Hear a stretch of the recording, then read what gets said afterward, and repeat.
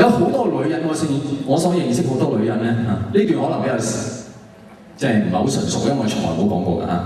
我咧，你可以問嗰啲嚟咗6次嗰啲係真係從來冇講過。我認為對好多女人嚟講，一生最大嘅改變好多時候出現係咩咧？就係來自一個醒覺，就係男人係信唔過嘅，係咪？女士們係咪？有好大改變嘅人生，係男人係信唔過，因為男人係未進化，男人都係狗。OK， 而呢一個過程好多時候，我哋咧喺社會學上叫做 Civilization， 就係師奶化啦，當然。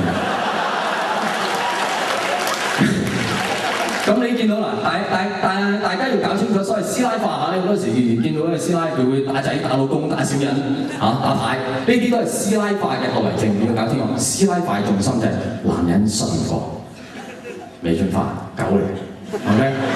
一個師奶佢會咁樣教個女，阿女，男人會為咗追求你咧，乜嘢都肯做，但係從來冇一個男人會為女人做一樣嘢，即係競爭。你叫佢試下喺地鐵積一次，掛唔好掛，咁咪冇晒前途。我唔想上頭條喎，麻甩佬在地鐵喪積頸巾，前途盡毀啦。點解？因為男人佢可以為咗你，真係可以同你結婚，可以買樓俾你，可以俾晒一切嘢你，甚至為你死。呢啲佢哋都做得到，因為點解？呢啲一時衝動就做得到嘅。但係你織頸巾係冇得一時衝動㗎嘛，你冇得嗱，織俾你，織俾你，織俾你，織俾你，織俾你，係冇㗎。織頸巾一好漫長嘅行為，你不斷係織幾針，然後諗一諗個愛人，甩一甩佢，又加多針。諗一諗，呢度織得唔好，又插翻幾針，又織翻幾針。莫講話你叫個男人織俾你，你織俾佢，佢都唔明。我得5尺4，織條頸巾成12尺㗎喎。做乜叫得長頸老夫嫌長，木乃伊都夠用啊！男人唔明㗎。因為佢唔明白你織條頸巾唔係俾佢一個人用啊嘛，係呢邊就攬實佢，呢邊就攬住你，然後兩個一齊殺出街，成條路你霸晒噶嘛。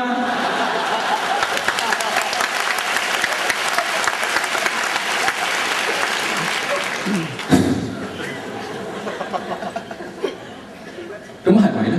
男人係咪真係狗？我個人有一個親身經歷。即係咁多場都未講過，我唔知你會有咩反應咁。我親身經歷有一次我就同我朋友行街，咁入咗一間鋪頭，我朋友想揀啲嘢，咁我好似我自己唔啱我嗰啲，我咪坐埋一邊咯我咪坐喺度等佢咯。咁坐喺度等嘅時候咧，有一男一女咧就都入嚟㗎，我諗嗰個都係師奶同男人入嚟啦。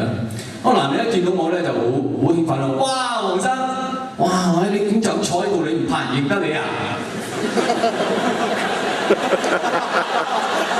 唔知佢講咩強姦犯嚟嘅。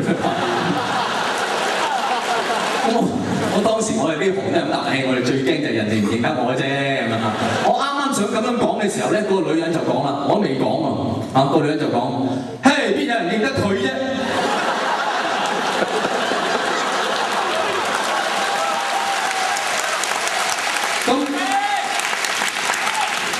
咁我已經唔識得點反應，個男人嗱嗱聲兜啦，嘿你講笑咩？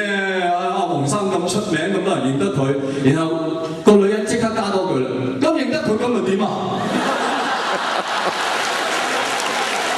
哇！我往日同你無仇，今日同你無怨，你做乜咁坦白啊？咁跟住佢同個男人講一句嘢，我就明晒啦。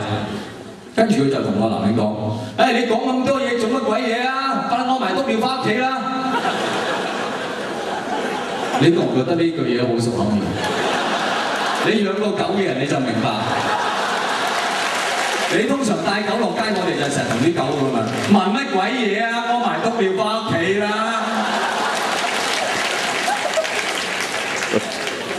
佢係帶個男人落街屙尿啊！我唔知係咪淨係屙尿，因為佢另外隻手咧係揸住份報紙嘅。根本佢當佢嘅男人係狗，係男人都係狗，好明顯。咁我都係狗啦，你棟篤笑咪即係隻多嘴狗咯，出街人戴口罩。